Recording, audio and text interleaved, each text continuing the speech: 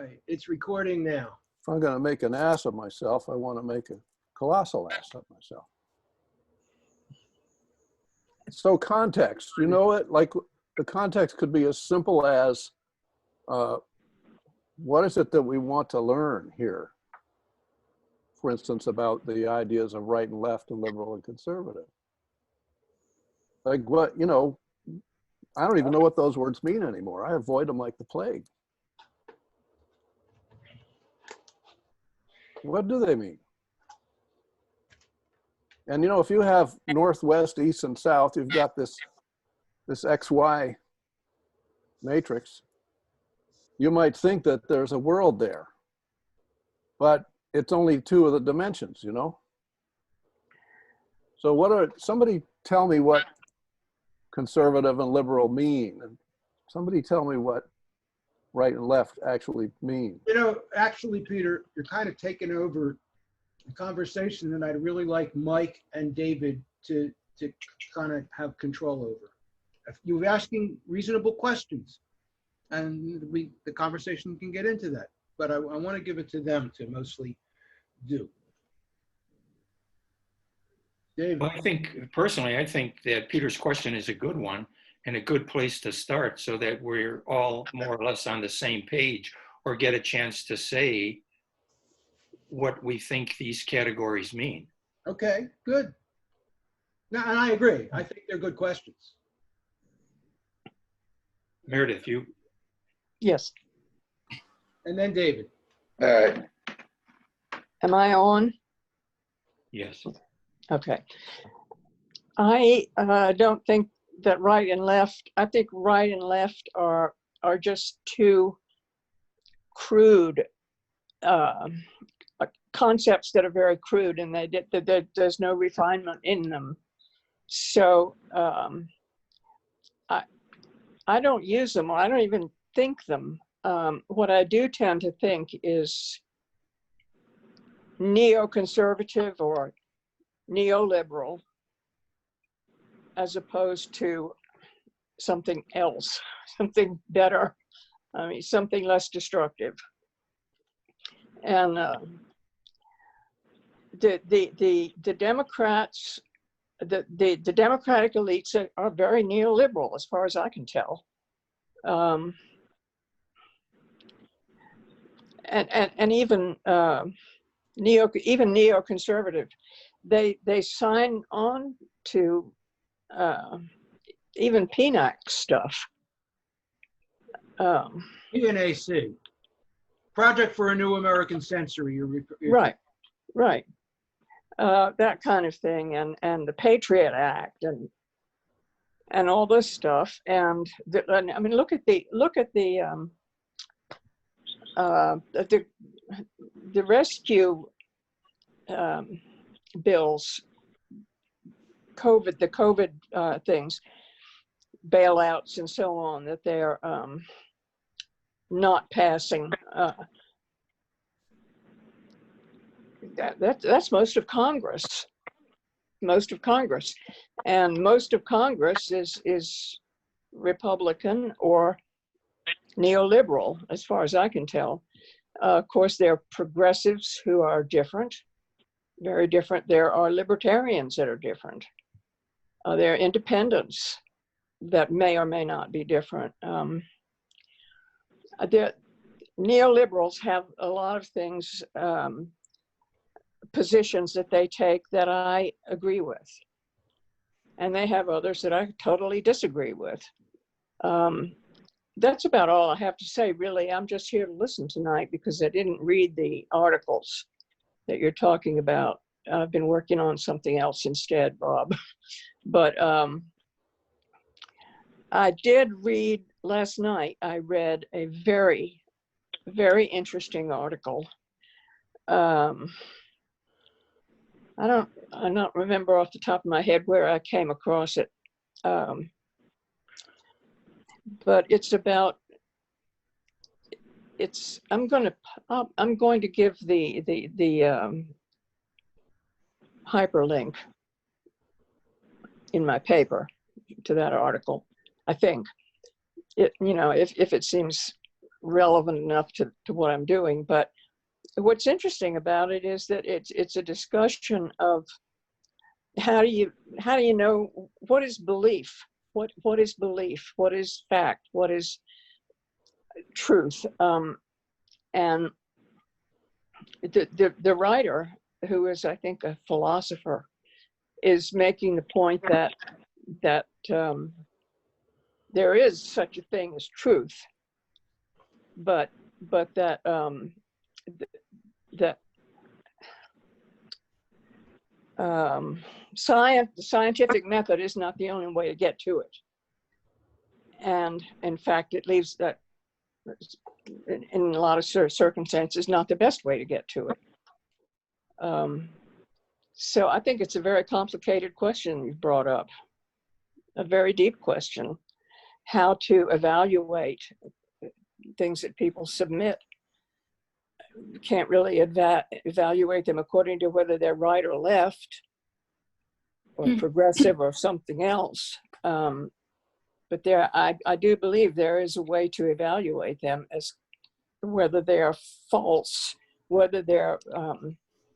I disagree. I look at stuff, I can see stuff that's right-wing for sure. You know, if I get an article saying how, you know, just throwing out all the classic messages about firearms and the Second Amendment and the right to bear arms, and I'm going to look at that and go, that's a right-wing screed. There's nothing new in there, and I'm not going to run it. Well, I'm not saying you should. I think I didn't make myself clear. No, I'm responding. I mean, that was the question. I thought that was the question that this discussion was supposed to be about, left or right. I think it's a bigger question than left or right. Is that still the way to refer to things? Is that right, David and Mike? Go ahead, David. David, you wanted to get in? Yeah, excuse me. Yeah, I think Meredith hit on two things. As far as right, what I would consider more, and I'll get to a minute to what I'm going to get to, okay? But, you know, you have the neocons, the neoliberals, and I'd also add in the humanitarian interventionists, you know, which I look at as pretty much all, you know, kind of the right of the spectrum, but there is no organized left wing. I mean, there isn't. The Democratic Party is not left wing at all. And I think really what you have is more of a division along class rather than left and right. And the classes that you have, you know, again, the neocons, the neoliberals, the humanitarian interventionists, the billionaire class, the ruling class, including politicians, you know, and so I think you have that class, and then you have the other, whatever, 80% of us. And among the other 80%, it's pretty divided. And the liberal class has been so split that I don't think you can really say what is a liberal. You know, I used to call myself a liberal, and then I became a progressive, and then I became a socialist, and now I'm embarrassed to say I'm any one of those things because they've all abandoned their principles, I think. And so I don't classify myself as anything, but I think there are things that can be taken from libertarians, things that can be taken from perhaps even, you know, right-wing people are saying things that maybe are worth listening to, maybe not. And then there are people that, you know, like our group, progressives and so forth, but it really is divided. And this is where I hate to see, and actually this goes back to, I guess it's going to come up sooner or later, the article that I quick linked to of Peter Koenig's, and which Rob took umbrage with quite a bit, and we had a little tit for tat there. Well, But- wait a second. I disagree with it, and I thought that the discussion, I'm not attacking you. I do think that I don't buy what he's doing, really. But Well, what I'm getting at is, I think the first part of his essay, the weaponization of words, and conspiracy theory, and I mean, even right now, Rob saying, that he doesn't want OEN to be a right-wing echo chamber. But what does that mean? A right-wing echo chamber? I mean, yeah, I'll tell you what I think it means. I mean, there are messages that clearly come out from right-wing sources that often originate from Fox News or some of the right-wing media. And I think that those are echoed by their radio hosts, by other media, and I think it's pretty clear what it is. Now, it gets complicated lately because there are progressives who are buying into some of that messaging. I disagree. That they, well, they're buying into messaging. Let me finish. They're basically saying no need to wear masks. This is a hoax, the virus. And I think that is not the case. And I feel that I don't want to, Fox News has been accused of causing deaths of people because of the advice they gave and the information that they put out. And I don't want to be in that situation. And that is something that I just don't want to be doing. Don, what are you saying? I'm just saying that up until, when Rush Limbaugh became popular, when was that, in like the 1980s or so?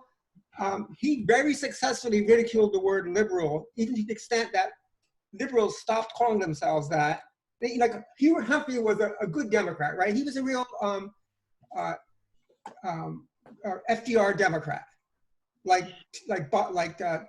Teddy Kennedy or Bobby Kennedy. They're good Democrats. They weren't neoliberal Democrats. They're relatively good, and they would call themselves liberals. But because of Rush Limbaugh, such Democrats now tend to call themselves progressive. But anyway, I wanted to point out that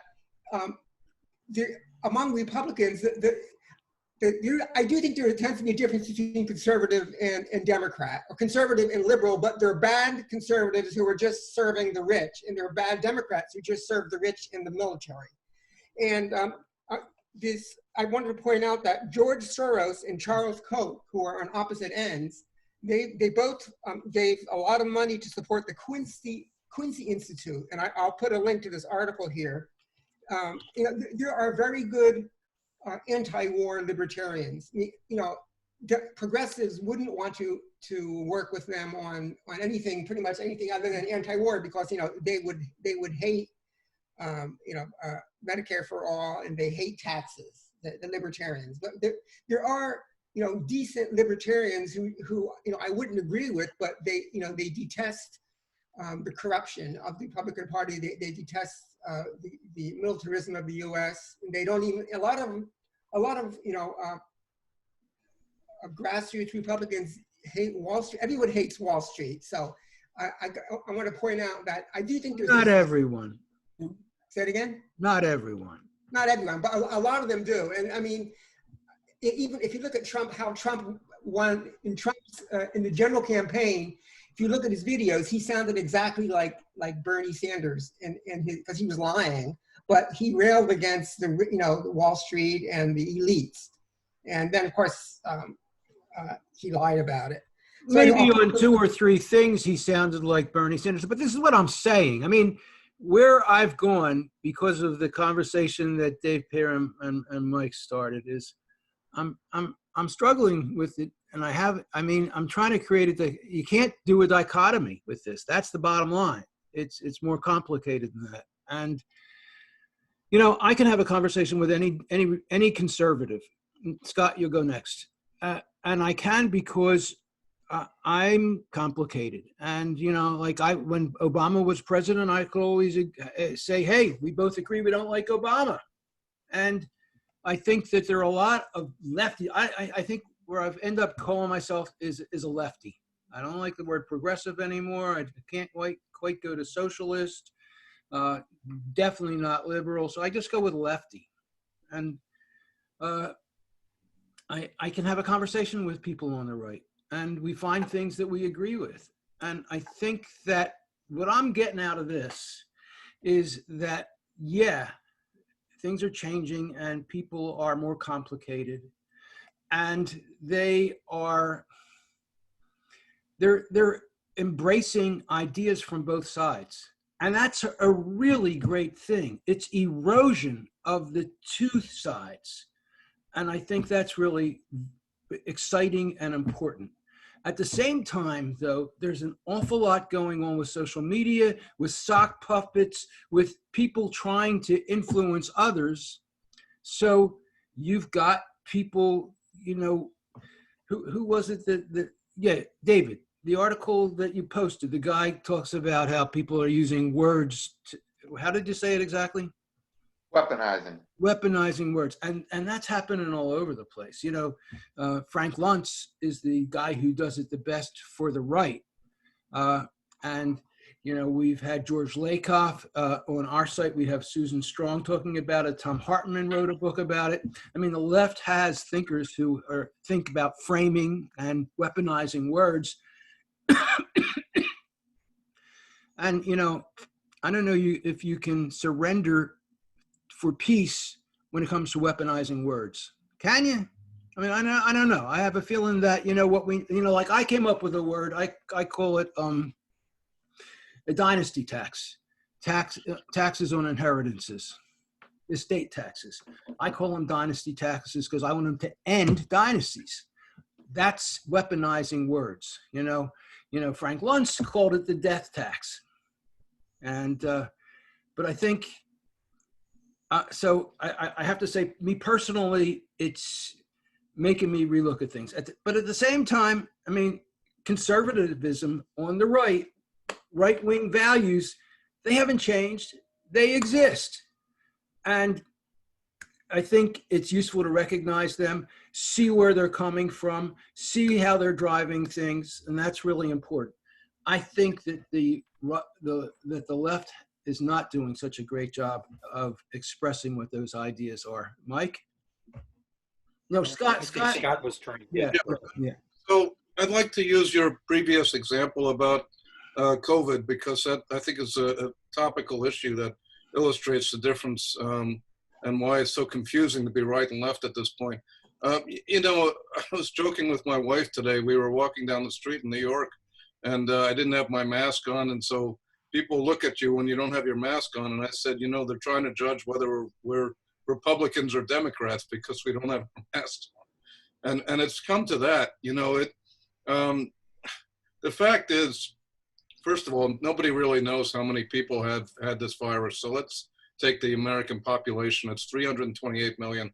And of that, about 161,000 have had the virus. That works out to 0.049% who have died from the coronavirus, from COVID-19. So 0.049% is not a lot. So now you got this situation where they're telling everybody to wear masks, keep socially distant. Now, on the left, that seems like something to protect people. It seems like something to protect the common man. But then the problem is that you've got a kind of a right-wing, big pharma, conservative push for a vaccine, big tech solution, which could be right or left depending on what kind of technology it is. But it's being pushed by an administration, which is arguably one of the most right-wing ever. And so now you got a bit of a confusion. So is it a left position to wait for a vaccine, or is it a right position to wait for a vaccine? Or is it a left position to say that people are free and they should have individual liberty to even hurt themselves and maybe go out without a mask if they believe that having a low viral load exposure, as I do, is the best way to gain immunity, and the vaccine is actually not going to work, or it might even be harmful to people? So there's a lot of things that are kind of floating in the air, and it's very difficult to pin down which is right and which is left. So what I've been doing now is going to a different definition: populism versus elitism. Now, I know Trump has portrayed himself as a populist, but the problem is, as has been pointed out already, that he's lied. So he knows what buttons to push in order to get the votes, and talks about draining the swamp and about, getting the working man back to work and opening up the economy. He knows what buttons to push, but in reality, when it comes down to it, when he passes a bill, it's a big tax cut, or it's a big $3 trillion restoration of big business, and basically saving the airlines and saving big businesses and making a tax cut for them. So what he does is different than what he says. So we know that what he's doing is on the right, but what he's saying is sometimes on the left or on the right, or it's populist. So he's saying a lot of the things that Bernie Sanders says sometimes. He will come out for the working man. And since the Democrats have basically abandoned the working man and woman, they've favored Wall Street, which it doesn't really favor the working man or woman, then the Democrats have no place to stand. So as has been said before, there's really no place for the left to stand. And there's no leftist party. There's a Green Party, but it's too marginal to really consider. And Libertarian Party, who knows where they are? That's like Rand Paul. He goes all over the place. But, that's a different kind of philosophy. And also, we shouldn't just confine ourselves to two ends of a line. There are different philosophies than right versus left. You can be a Georgist like I am. You can be a monetary reformer like I am, and that's not on the right or left either. So we confine ourselves when we make it two-dimensional like that. But I do think that a lot of these buzzwords are known by the right, and a lot of these campaigners, they know how to kind of tweak the left and absorb some of those people long enough to get elected, and then they abandon them. And since there's no real left on the Democratic side, there's nothing to really thwart that. There's no consistent pushback against that. There are progressive Democrats in Congress who are, in fact, they've gained strength. They've been gaining strength, and in 2018, a lot of the progressive caucus is growing, but it does, and they're challenging the mainstream Dems, but they're still a minority. And they're tearing the Democratic Party apart because AOC has very little in common with the mainstream Democrats like Pelosi, for example, or Chuck Schumer. You point out, though, that on Thank goodness. On women's rights and on gun rights, on LGBT rights, there is a big difference between Democrats and Republicans and liberals, and I mean even the neoliberal Democrats aren't as crazy as the Republicans about massively slashing taxes, or massively slashing taxes, or withdrawing from the Paris Accord or something like that. So they're not the same, and especially on social issues, the same. But if you look at the Paris Accords, it's all voluntary. There's really not much teeth in that. It's basically a non-agreement, and it only looks good compared to nothing. That's not a Green New Deal. A Green New Deal is not endorsed by any party, or either party, I should say. It's endorsed by the Green Party. But Democrats and Republicans both have rejected the Green New Deal. They don't do that. That's AOC. She's off with her own progressive wing, the Squad, and maybe 20 or 30 or maybe 40 other Democrats in Congress newly elected. But she's not representing the mainstream of the party. That might change, but right now that's not the mainstream view of the Democratic Party. Can I jump in? Okay, so Scott, that was a great article you wrote about Open Up New York City, I thought. And I think this is where particularly you don't have a left and a right when it comes to COVID, okay? I don't believe that. You have a lot of people on the left that are against the invasion of civil rights and civil liberties, and they look at the authoritarian potential, the system that is being put in place, and they're saying, we need to resist that. just as we should have resisted But, the patriotic 9/11 and all of those things. but By the way, David, you know, the Patriot, let me just finish. The Patriot just got renewed again. There was even no discussion. You know, these things are not temporary. They're not temporary. And so where are you going to stop? Okay, I'll wear my mask. Okay, now I'll roll up my sleeve. Now what next? Okay, I'll take a tattoo. Okay, I'll get a this. Okay, we'll do away. You know, I mean, maybe this sounds like conspiracy theory and fantasy to people, but I think we need to look at the past and just see what. you froze up, Dave. We lost you. You know, laws requiring people to wear seatbelts are not authoritarian. Asking someone to wear a mask is not authoritarian or repressive. I can't fathom why people are upset by that. It completely depends on the context. To wear a mask? It depends on the context. If you're a biker, Feel that it's tell you to wear a helmet, and you're looking at it from the worldview of a guy who wants to be free and ride with a hat off if he wants to, then it's authoritarian. I got cut off, yeah. Okay, go ahead. Well, you know, I'm just pointing back to context. Each of us has our own worldview, and they've all been separated even more by the surveillance capitalist internet system. Now that we're all staring into this great mirror of a pandemic, our worldviews are kind of getting, you know, trued up a little bit to each other, but we're still in separate visions. And if we never examine the lens we're looking through, then we might as well be talking different languages. Laws about wearing a mask generally apply just indoors or in crowded situations. If you're riding a bike, I mean, even like Washington State, in close quarters, you're supposed to wear a mask. If you're out, you know, in fresh air, far from people. Look, you're going into details that we're all totally conversant with here. So that's Yeah. You're ignoring Yeah. the context. seatbelts. Yeah, Don, you want to roll up your sleeve and be the first one to take the vaccine?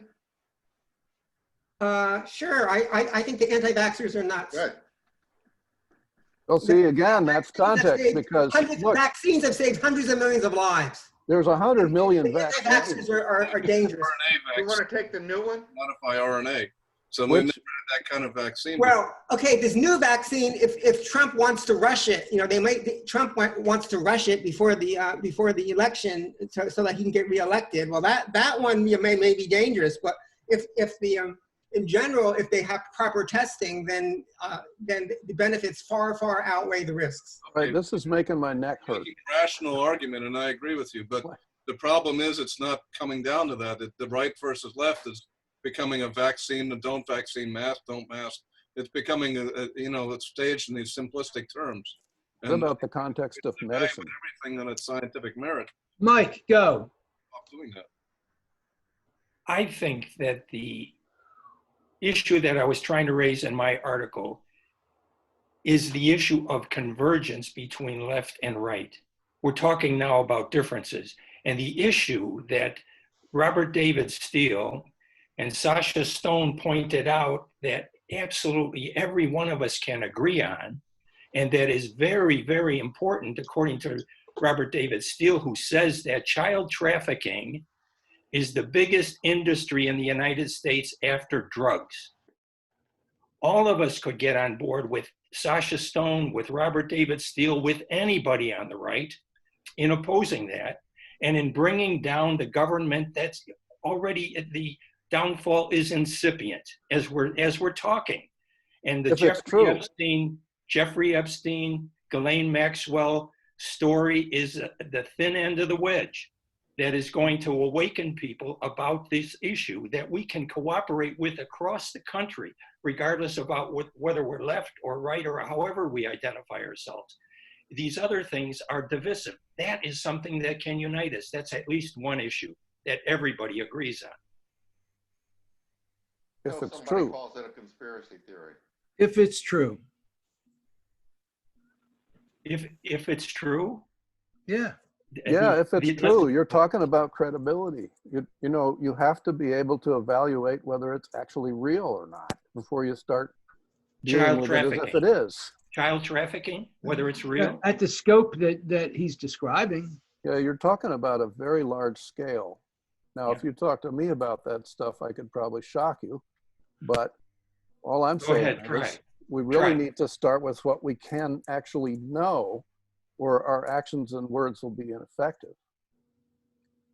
Or we'll go off half-cocked without, and then make fools of ourselves and have no credibility for whatever else we want to work on. Question, do people in this group believe that child trafficking is the second biggest industry after the drug trade? I have no way to measure that. Hmm. I lack data. I've never heard that. That not in America, maybe overseas, not in America. No, I don't. On what basis do I we would- make that judgment? I would If have to we're have professing very. ignorance about this now, on what basis do we make that judgment? We're saying we don't know, and now we're making a judgment about America and the rest of the world. Yeah, I Well, would I'm like not. to have How do we do that? persuasive evidence. What you mean we, paleface? I want persuasive evidence. Mine's kind of red.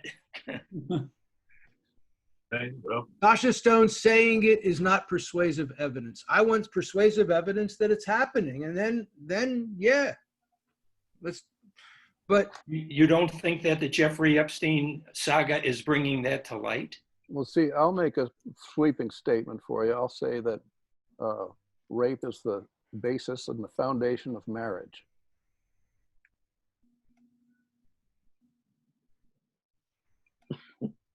I think we need to talk to your wife. Can I jump in here? Not my marriage.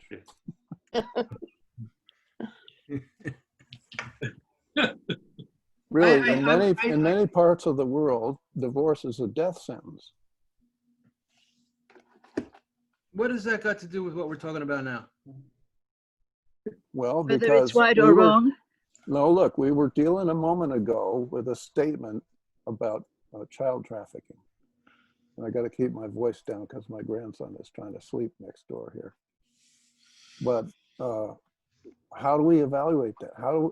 What is credibility? What is authentic in that statement? And my upset about it is authentic for sure.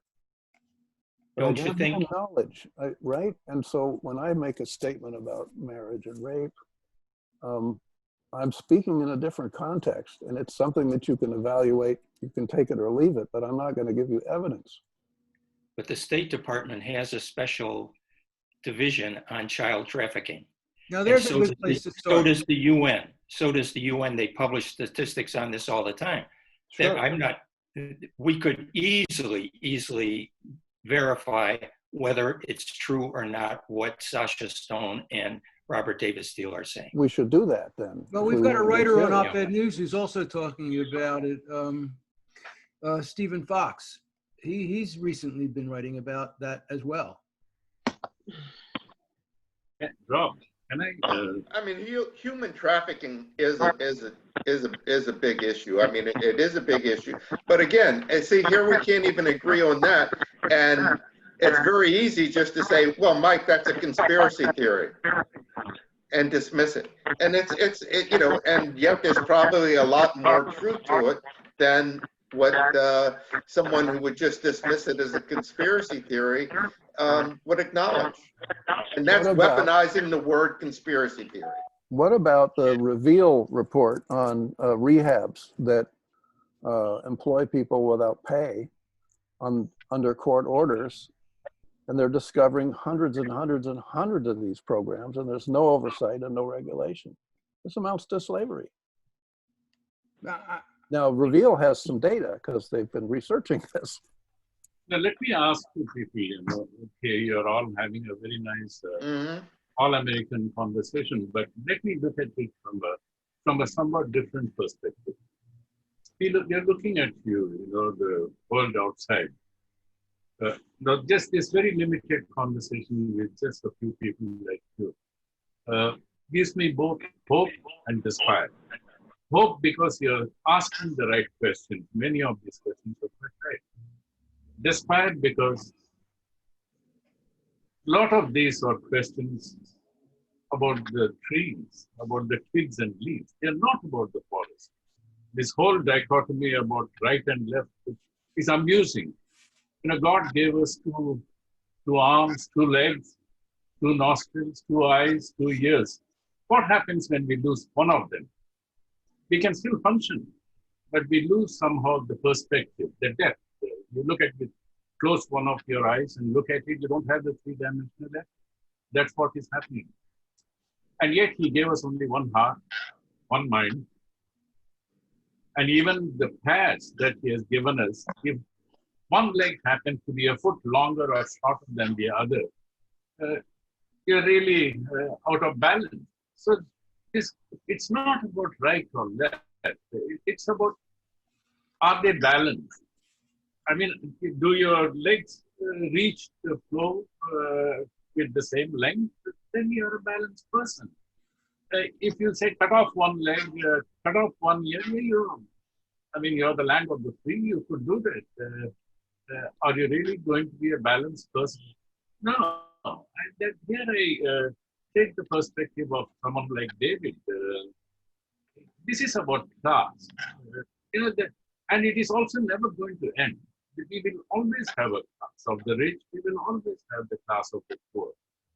We are looking at only the extreme concentration of wealth and extreme deprivation. It is then only, we get agitated, we get troubled, we want to do something, revolutions occur. And so this is what we are really talking about. So when Rob, to me, Rob is a wonderful person, very permissive in allowing views that are contrary to his own.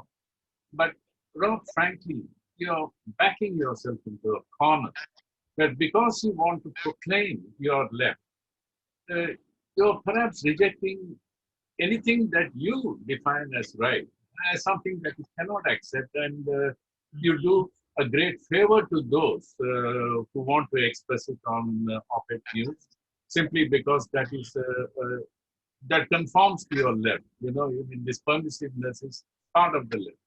So you don't want to sort of block somebody, but you do it very grudgingly. And this is not a way to really enjoy life or make conversations fruitful. This child trafficking, for example, it's a peripheral issue. But what struck me was here in the US today, you virtually abandon the duality of sex. There is no male, no female as clear-cut as it used to be. Any combination and permutation is permissible. And in the same context, if you take it all the way down, child sex is permissible. Sex with animals is permissible. Every kind of perversion that one could think of and reject, because it is viscerally wrong. You feel it. And then yet, where this push for liberalization of or the blurring of gender difference coming from, is it coming from the left or the right? And what position do you take, Rob? Gender it's an issue I'm not real passionate about it. And I'm probably. But you would not go against it, right? Pardon me? You would not go against it. Well, you would not do something like, there is always just a male and a female. That's how God or nature, whatever created us. Would you take a strong position and reject any other variation? What do you suggest that I do if my son decides to be my daughter? Yeah. Love her. That's a good answer. But on the other side of it, when it comes to sports, let me ask that. Suppose your son decides to be a child rapist. To be a what? A child rapist. A child monster. Then? I might chop off. Do you have a social obligation? Yes. Let's keep it real, okay? Yeah, it is real. Can I say something? Can I say something? Go ahead. Well, I'd like to bring it back a little bit to the question about what to post on op-ed news. It's not certainly not for me to decide, but I think Rob said something that's an important clue, and that is, he said he doesn't want op-ed news to become a site where people are posting things that advocate doing harm, things that will harm people, like advocating drinking Clorox to cure yourself of the virus. And so I think, I don't know how to say this. First of all, what you're saying, Rob, I think, if I understand you right, is you're saying you want to do no harm. You don't want to be publishing things that are harmful to people if they believe it. I don't want to publish an article that says this is the facts and you should do this or you shouldn't do that. Like, we've published articles about hydroxychloroquine just recently. You know, I don't particularly, I mean, I don't know enough about it. So yes, we've published that, but there was an article about you don't need to wear masks, and I didn't buy it. And I think that it's really come around now that everybody agrees that masks help. And Okay. you know, okay, never mind. I mean, I just want to try not to give messaging that people will take action that could hurt themselves. Well, that's exactly what I'm saying. That's exactly what I'm saying. But I don't think I think I need to go and get back to work on my paper. So I'm going to say good night. You've been inspired, eh? Rob, tell me, if you really took that position, it becomes a very paternal kind of attitude. You sort of think that you must not allow certain views simply because you think they shall be harmful. But then you also underestimate the intelligence and the independent thinking of your audience. Let them make the judgment. This is how censorship begins. You know, the road to hell is paved with good intentions. You might have a very good, valid reason, concern, genuine concern. I'm not disputing that. I wear a mask every time. I also believe it's not, I don't think it's a hoax. I think the virus is not a hoax. It's an engineered thing for a certain purpose. I mean, the 9/11 might have been a false flag, but a lot of real people have died, both in the 9/11 event and thereafter. More than 1 million people have paid with their lives for what could be a phenomenal hoax, if you want to call it a hoax, but it took real time. It's what I couldn't hear the last thing you said. It's the what after hoax? I mean, it could be a hoax in the sense that it wasn't what it was said to be. But the impact on people is quite real. The virus is similar. The hoax is the story. The hoax is not the virus itself. But we have to separate the two. The hoax is there is a story and there is a reality. We do not know the reality. We will probably never know.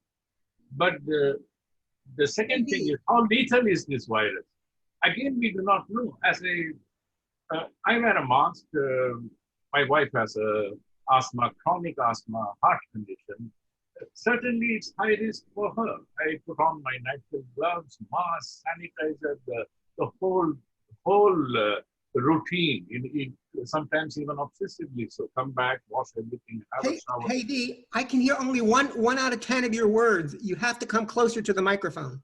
Okay. I rather suspect that you have a resource problem, and if you turned off your background, you might be more understandable. No, not that. It's probably my fan. It's early morning here this week. Maybe So speak slower too. Okay. What I'm saying is the virus, whether it is engineered or it is artificial, it kills. there is, I'm not just reading statistics, I have people close to me experiencing deaths in their families. Now, whether the percentage is lower or higher compared to a flu or something else, what does it matter, really? I mean, if something is out there, you can catch it. You're elderly. I will be 71 in another 3 months. Yes, I am one of the vulnerable population. I take precautions. That doesn't stop me from calling out, this is a hoax. The virus is not a hoax. The story we are being sold is a hoax. If we understand it, perhaps we will not have this kind of a conflict that Rob seems to be having within himself. You can question the story without abandoning all caution to winds and walking around in crowded places without a mask. I would not do that. What's the story that needs to be questioned? The story needs to be questioned.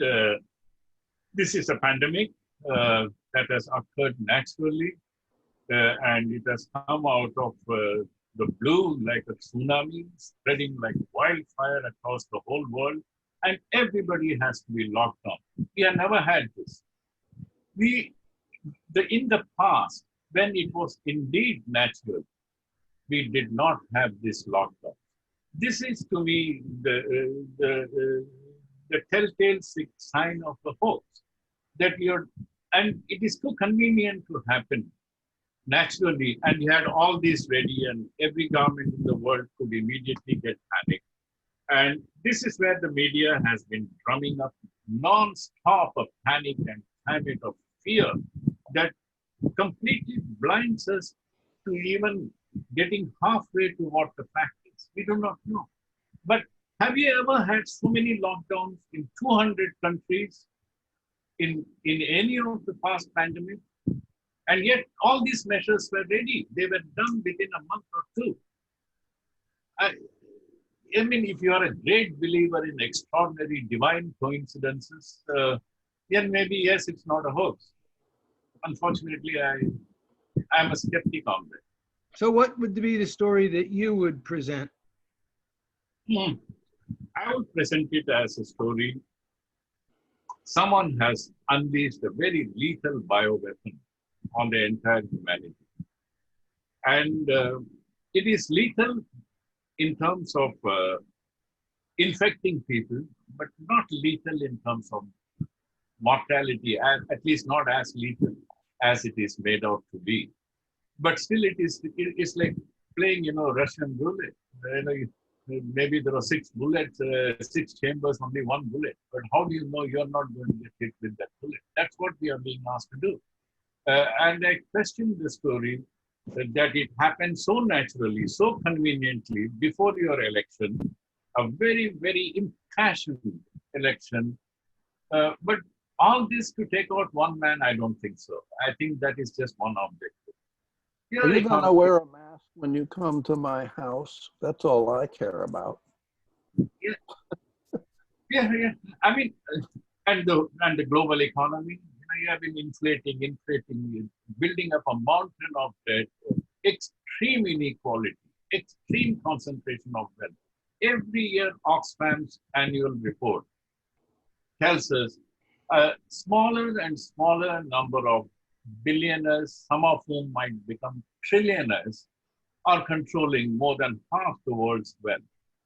I mean, the pressures on the wealthy to stay, entrenched are so high. What's happening today? You can see the outcome. The same rich people have become even richer, and those of us, the middle class, the poorer people, have been pushed further down. I think these are the real objectives. Trump is perhaps one of the objectives. He may not even be the primary objective. Let him shoot himself in the foot, because he can't do anything right in the American mainstream media. Whatever he does is wrong. That's why I support David's view that there is something else going on, a much larger drama being played out. It's not secret. I mean, Bezos, Gates, all these things are happening in front of us, getting even more rich. I'm having real before trouble keeping up with this. Sorry, all I'm saying We're having technical problems, okay. and you are speaking at a very complex level. Okay. Last point I will make. I looked at the video on the conspiracy theory article link, Peter Coyne. Just the Bill Gates video. I mean, I have no basis whether Bill Gates is behind eugenics, the vaccine is a conspiracy. At the point, my instinct will be yes, it's some nefarious plan is afoot. But Bill Gates, he mentioned it in just, I think in the passing. It's a very long video. This part about the vaccine, he mentions it for about 5 seconds.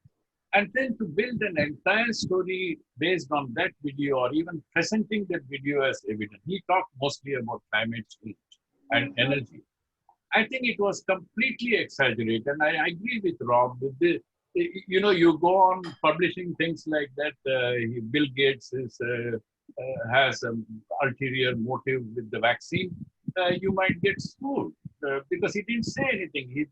In fact, Bill Gates comes to me as a very grown-up nerd. He's a geek. I would not associate him with an evil, Mephistophelian conspiracy theorist. I don't think so. I agree. But I also think that he has a philosophy. What I've come to think is people who want a vaccine are looking for a top-down solution. The magical pharmaceutical company is going to bring a vaccine and everybody's going to be safe. Now, the alternative way to deal with it is what Scott Baker has talked about, which is herd immunity, building up immunity to it. The alternative to it is wearing masks, is social distancing. I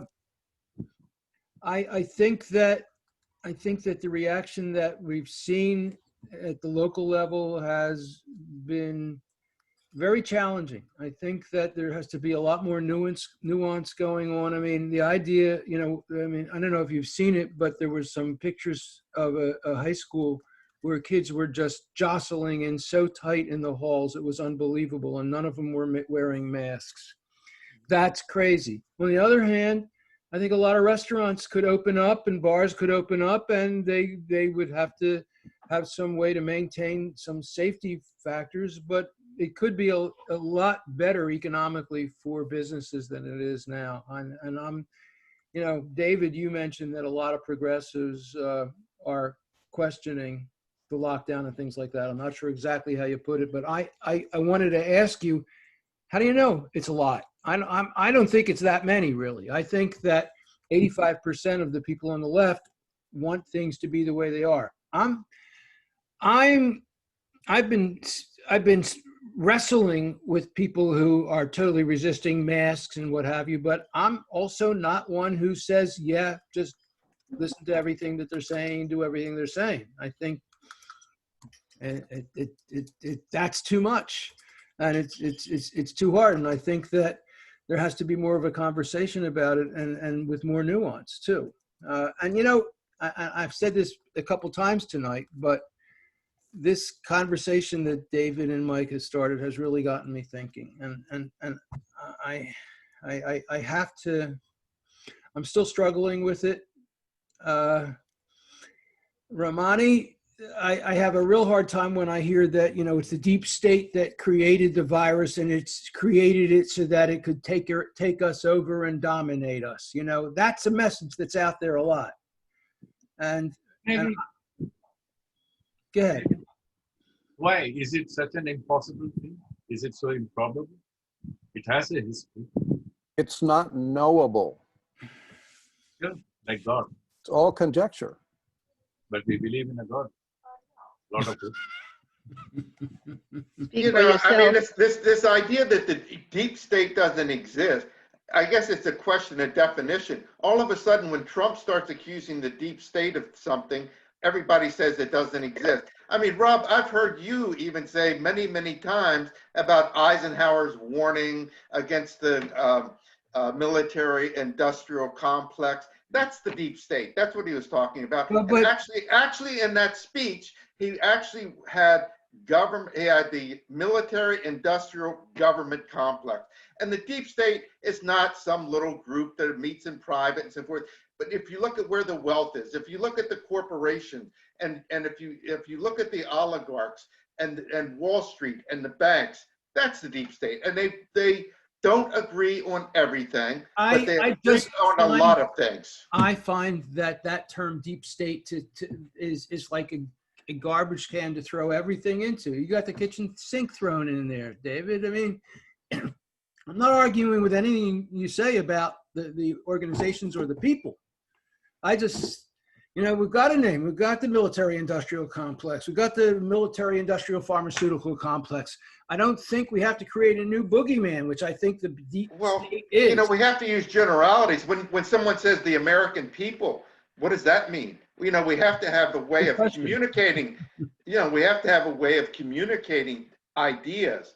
And if you want to call it deep state, if you want to call it the power elite, if you want to call it the ruling elite, the ruling powers, and then if you want to, I'd rather corporations, banks, intelligence agencies, military, and have a whole laundry list, and that's the deep state. But I think it's ridiculous to think that we have a viable democracy here where our leaders are out there looking out for us. They're looking out for the donor class. Oh, I don't agree with that at all. Who would have responded to this epidemic by the first thing they did was bail out the banks for $6 trillion? Who would have, this was all planned. Who would have done that? And you know what? Pelosi and everybody else went along with it, and they gave away all of their power to bail out the people. And now they're saying, oh, Trump won't bail out the people. Well, in 2008 and 2009, when they bailed out the banks, everybody said, next time we're not going to bail out the banks unless they bail out the people. And what did they do? An epidemic scared everybody to death. The first thing they do is bail out the banks. And it's probably more like 10 trillion or maybe 20 trillion. Nobody knows. Yeah, no, I'm not going to argue with you. Let me ask you, do you think 9/11 really happened according to the official story? Absolutely not. And I was one of the people on that 9/11 truth petition, literally right next to Van Jones. He lost his job at the White House because he was on that list. Okay, then in that case, who did it? Would you call the group of people or agencies or institutions that did it a deep state? I just read Wayne Madsen thinks that it was planned by the Saudi Arabians and the Israelis together. He has a book out about it, a brand new book. 9/11 or 9/11. My vote is Cheney and Kissinger. My theory was always that Cheney left the back door open. He opened up, he reduced security, let it down, and I'm not sure exactly what happened, but they intentionally allowed it to happen.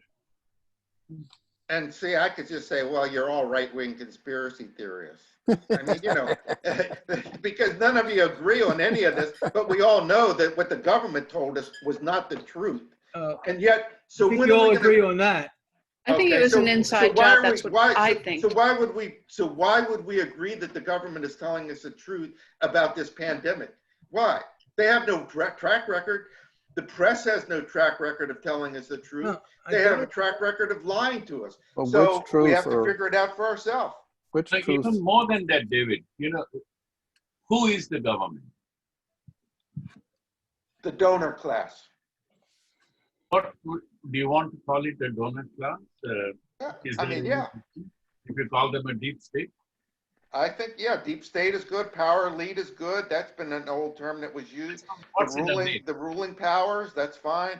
So you mean the financials, the financial world? Of course. Yeah. Of course, the corporations, the banks, the military, hedge funds, the military, the defense contractors, the people that profit off of war, all the big money, the ones that oligarchs, the ones that have got trillions of dollars. You see, David, when you list those, I feel very comfortable.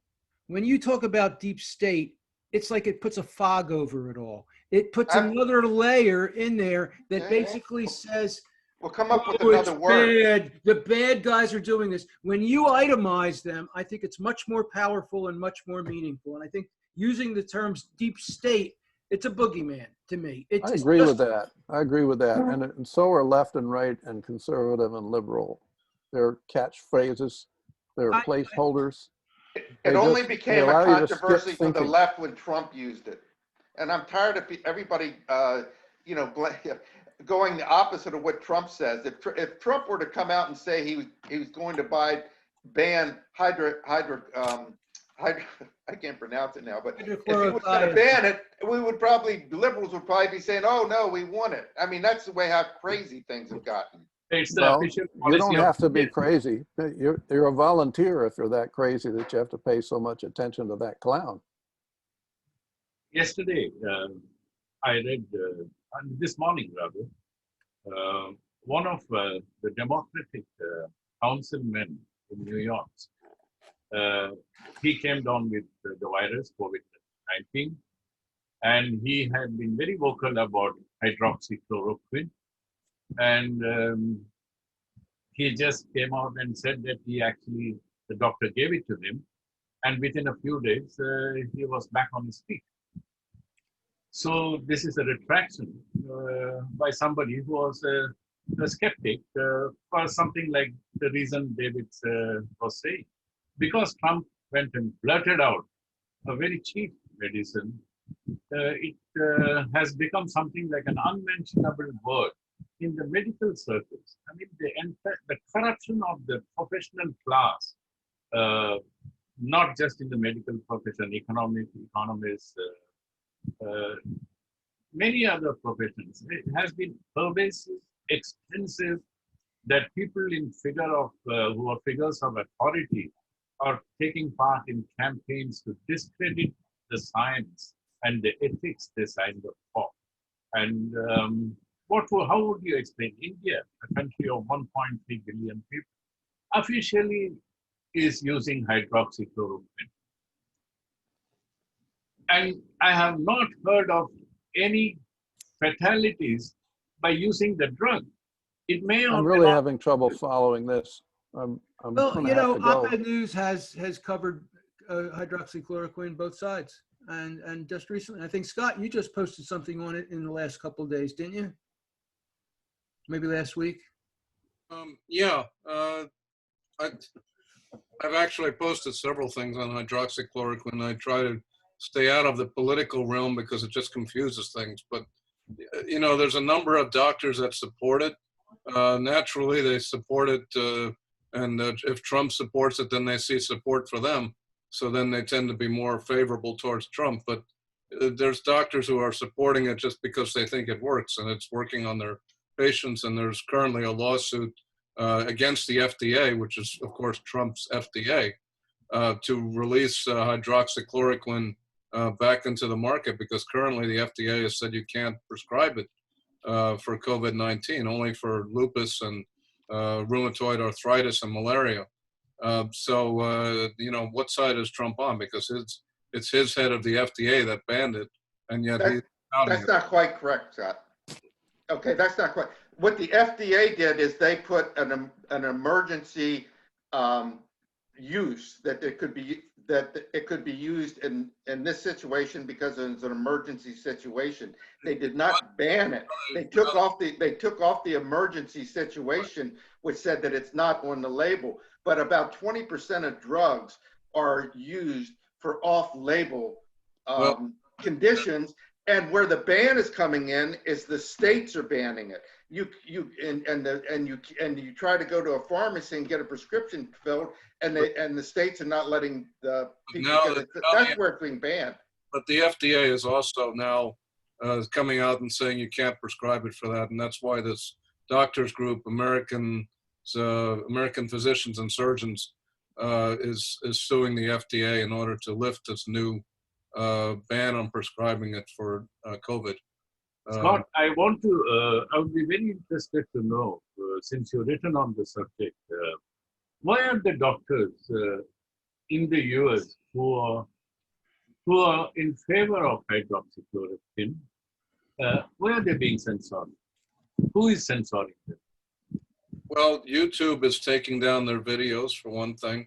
Facebook is also taking them off, and I believe Twitter is, case by case. They're in fact they've even taken some of Trump's tweets and said they're not scientific and they should be ignored.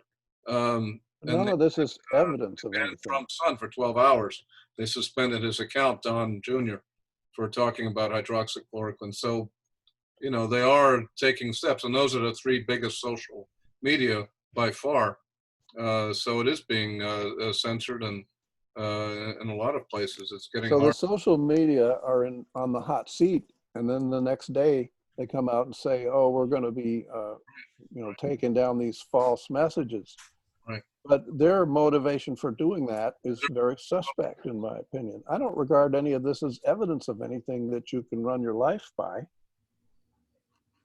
It's not like a compass that'll tell you which way north is, I agree, and I think that if we could It's do just conjecture on top of conjecture on top of rumors. You see, Rob, your dilemma, I actually sympathize a lot with you. That you have some very firm beliefs in certain things, and you allow op-ed news to still publish certain views that are not your kind of views. Yet, the danger here for me is taking this social media who are censoring one side of the view only. If some doctor comes tomorrow and rubbishes hydroxychloroquine, they're not going to do anything. They're going to let it go.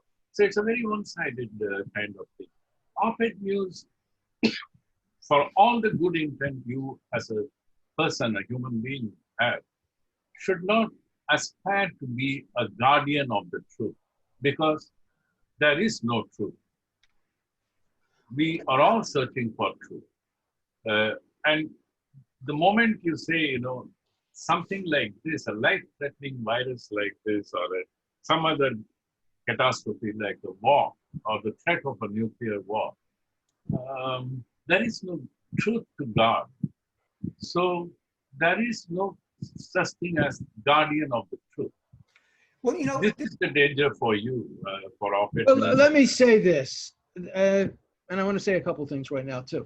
One is, where I've really reacted the most strongly is when somebody states a theory as a fact, where somebody says, this is the fact and here is what you should do because this is the fact. When somebody asks questions, I'm a lot more comfortable. Josh posted that piece about it's over. And frankly, that was like the last straw for him. And afterwards, he has apologized to me because he realized that the chart that he gave was incomplete, not finished, and it just wasn't accurate at all. But I mean, and then he concluded, it's over, so go out and hug people. You don't need to wear a mask. I mean, and I can see somebody saying, I'm not going to wear a mask, and this is why. That's okay. But if you're going to publish an article saying, well, I'm a scientist and I can tell you that the facts are that you don't need to wear masks. Masks can maybe even be more dangerous to you. I don't want to do that. So I think it's let's have the conversation. Let's have a dialogue. Let's raise questions. Great. But I think that I think that's where I'm going to draw the line. Now, another thing I want to talk about is Scott's arch. Everybody see the arch behind Scott? Yeah, Scott I climbed up it once. I thought it was his halo. Scott has a real designed this brilliant, genius concept of an arch that crosses the Hudson River? East River, from The Dumbo, East River. Brooklyn to Two Bridges, Manhattan. It is, check it out. It is just brilliant. It is so cool. It would be one of the 7 wonders of the world if he can get it developed, and he's putting a lot of work into it. And it's really worth checking out. You'll post the website in the chat, okay, Scott? I love it. I've been pinning his video so I could look at the damn thing, wondering what it was. Yeah. I thought it was the Saarinen Arch. That's what I thought. And we have one person here who I don't know who it is. The lady that says iPhone. Who are you? She's muted. Yeah, you're muted. You Unmute. unmute yourself. Okay. There you go. Hello, my name is Mary, and I was on mute. There was a request to mute. And I've just been listening in. I'm a former student of Mike Rogashville. I enjoyed his classes very much in Berea. And Cool. so I just wanted to listen in. Oh, it's great. I'm just curious who you were. You're welcome. Thank you. Set A the pleasure to spider. join. I want to say Former thank student of Mike Rogashville. All right. Can you spell the name? Write the name there. I can't hear what you're saying. She's a student of Mike Rogashville. Hey, Many years ago. Or you haven't changed a bit. And I want to say thanks to Mike for instigating this riot. Thanks, Peter. I wanted to respond to what someone said about that the journalist or that media shouldn't say what is the truth, and that's a difficult question because people criticize. Trump and the Republicans post all these lies on social media, and so Democrats and progressives are calling on Facebook to remove the lies, right? Because it's bad for democracy if they can just publish these lies. So I don't think that legitimate journalism can avoid fact checking and trying to figure out what is the truth. Now I agree it's a very difficult thing to do, and there are edge cases where it's not clear. But you can't just throw up your hands and say, well, whatever anyone wants to say, we're not going to edit it. It's not censorship to remove lies. And I think Rob has said this many times. Sorry. Then in that case, where was the same media during the Iraq War? The what? In that, when the war, the post 9/11 invasion of Iraq. Mhm. Where were this truth-seeking media? That's why I started Op-Ed News was I saw Colin Powell tell the UN that there were weapons of mass destruction. That is literally why I started Op-Ed News, because I knew it wasn't true, and a lot of other people did too. But the mainstream media was just buying it hook, line, and sinker. Were they buying it or were they perpetuating it? They were selling it, actually, yeah. Correct. So, and you want us to trust the same media today because of the virus? I don't trust Zuckerberg. Well, okay, I don't trust Eric Schmidt. I don't trust any of the purveyors of the so-called social media. I don't trust any of them as far as I can spit. Well, this is the problem in America, that nobody knows who to trust, so that you don't trust the doctors or the scientists, and then all hell breaks loose because you say, well, I don't trust mainstream media. So then it's a very serious problem. I do believe, I'm a realist. I think there is truth and falsity, and it is part of the job of journalists to try to distinguish them. It's impossible to do it perfectly, and sometimes there will be serious mistakes. But, like if someone is spouting Holocaust denial or other, terrible lies, you have to suppress it.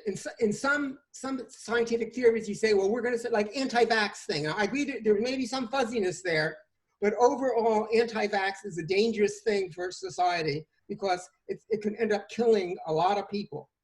Now, I agree that there's some fuzziness there. Yet half the American population says they're not going to take the virus for COVID. Half. The That's vaccine. some fringe theory. Please, tell me where. I mean, India is the largest country that has made it hydroxychloroquine an official drug, officially approved drug by the Indian Institute of Medical Science. Now, please go to India, show me the facts. How many people have died because of this? I don't know. And we only got like a minute. I don't think there's a disagreement about hydroxychloroquine here. That's the mainstream media. The Op-Ed News has been open to cover all angles of it. Yes. I know you have been very, I'm just worried. I think a lot of us are worried. I will be very candid with you, Rob. You have been very impassioned about Trump against his presidency right from the beginning, like maybe many millions of Americans have been. I hope this does not impair the extremely liberal exchange of ideas on this forum. Like if you started op-ed news because of 9/11, I joined it also because of the same reason. Late, but No, I didn't start it because of 9/11. I started because of the Iraq War and the claim of weapons of mass destruction. okay, The fine. but we've published thousands of articles on 9/11 over the years. Okay, I just hope it stays the path, stays the course. I mean, at one point of time, I even thought personally, perhaps I should just take a sabbatical till November. Maybe some of the editors who don't concur or who feel extremely uneasy should simply stay out of it. Let the elections be over, and then we come back to discuss the other things that cannot be tied to an election. I'm not saying everything. I'll tell you that I really value and appreciate what you have to say. You and David, Mike, and Peter. Those are John. But And Kate. and I'm not leaving people out because you don't do anything. Scott, certainly. Scott's one of the managing editors. Marta is a senior editor. David's a senior editor. And Mike Ravage Sol is a new senior editor. I really try to bounce a lot of this stuff off of everybody, and we don't always agree, David. but I listen. I really try to listen, and I think I take feedback. I'm struggling with all this stuff right now. It's Well, as to liberals and conservatives and all that, an old friend of mine said, if you're against abortion, don't have one. Tell that to Donald Trump. We got to wrap, but I wanted to throw one thing in. Trump has announced that he's issuing an executive order that's going to help out the people who are unemployed and the people who are going to be evicted. But the other thing he said, he's going to put a stop to payroll taxes. Well, payroll taxes is what pays for Social Security and Medicare. And it looks to me like it's a front-on assault on Medicare and Social Security. He just said on TV that just today, he said on TV that he was going to abolish both if he was reelected. Yeah, just tonight. It's hard to understand. One of his biggest bases is boomers, people over 55. How can so. Why do you guys keep trying to figure out what his rationale is? He's not a rational person. They want to privatize everything. Okay, and this is what's behind part of the COVID conspiracy. Sorry, Rob, but what's going to come out of this is the privatization of everything. Wall Street has wanted to be privatized Social Security for a long time. There's a big pool there. Privatize Medicare. The VA has been closed for 6 months. They want to privatize the VA. They want to privatize the post office. They're going to try and privatize everything they can, basically, and that's going to be part of what they're going to be able to do through this medical emergency, which is not going to end anytime soon. In fact, I just read today that there's a new virus in China that is being transmitted by ticks, and it can be transmitted by people. So who knows what's going on?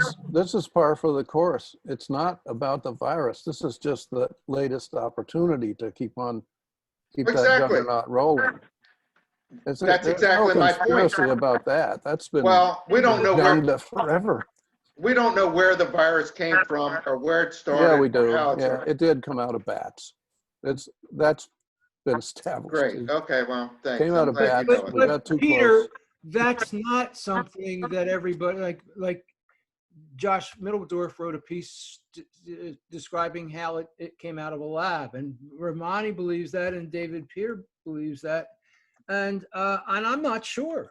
I don't know. I don't know that it was just that it came out of bats. I don't know that at all. I don't know. I don't know it either.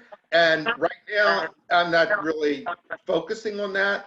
But what I am focusing on is all of the things that they're going to be doing through this emergency that they've declared because of COVID-19. And next it'll be COVID-20 and 21, and who knows where it's going to end. And it is still an emergency. Can I just jump in there, because I agree with everything you say, except that I don't think that you can necessarily conclude that the virus was either a plan or any kind of a hoax, because they've been planning since 2008, and you know this as a banker. They were able in 2008 to get the money to the banks because of Geithner, okay, and now they got Mnuchin in place. So the collapse is going to happen. It didn't. The virus is an add-on. They've always been planning in about 10 years that the economy was going to have a downturn, and they were going to do this. The virus is really a bit of a reward to them. If I could just finish, the virus is really a bit of a reward to them, but this has been in play because that's what the banker community got away with in 2008, and they were going to do it again. And people have been writing about it. I've been writing about it for years. Said this is what's going to happen.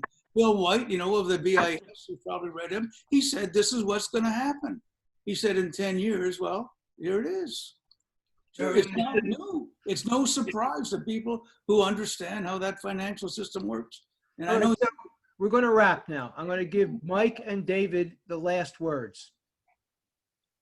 I don't. Well, I'll just take it. Okay, I'll take it. Right now, we are in a big conflict with China. This is huge, and it's going to be played out over the next 10 years or so. And we don't really know what's going on behind the scene. You talk about, well, this is a bat and so forth. Maybe we are entering into a phase of biological warfare against China. Who knows? I mean, I'm not saying that that's the case, but I'm saying that there could be a lot more behind this than what we see. And I think people just better open their eyes and be willing to open their ears.